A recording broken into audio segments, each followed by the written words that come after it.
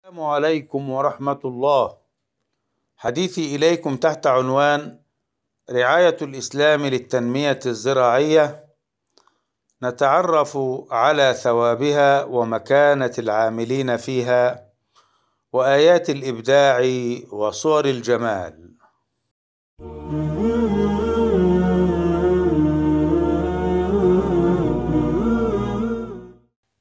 تمثل الزراعة في حياتنا الركن الأساسي لاستبقاء الحياة والمحافظة على الكائنات الأخرى، إذ هي مصدر الغذاء والطاقة. ومن رحمة الله أن غرس في فطرة الإنسان حب الحرث والزراعة. يقول تعالى: زين للناس حب الشهوات من النساء والبنين والقناطير المقنطرة من الذهب والفضة والخيل المسومة والأنعام والحرث، ذلك متاع الحياة الدنيا.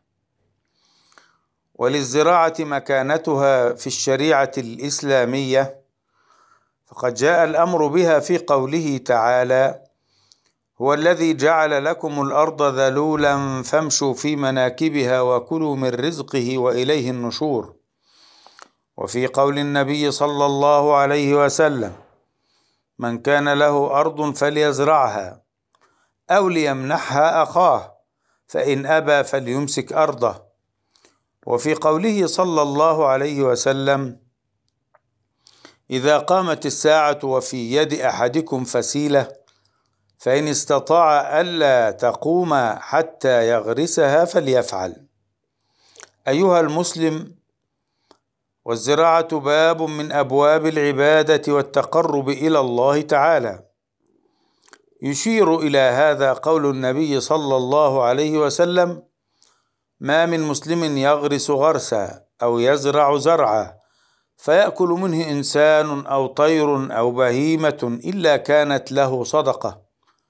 كما أنه صلى الله عليه وسلم ذكر في حديث آخر أن الزراعة عمل يجري على الإنسان ثوابه بعد موته، وذلك في قوله صلى الله عليه وسلم: 7 يجري للعبد أجرهن وهو في قبره بعد موته، وذكر منها أو غرس نخلا.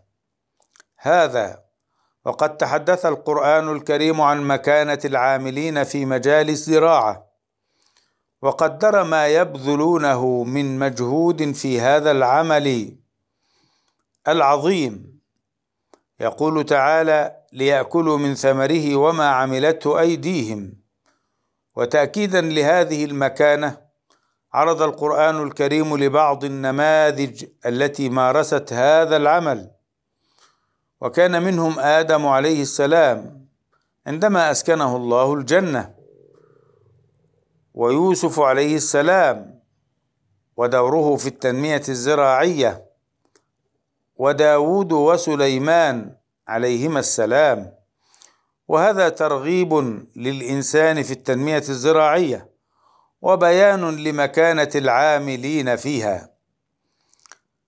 إن التنمية الزراعية تتطلب العمل المتواصل والبحث العلمي الذي يكشف عن آيات الجمال ومعالم التنسيق في هذا العالم البديع.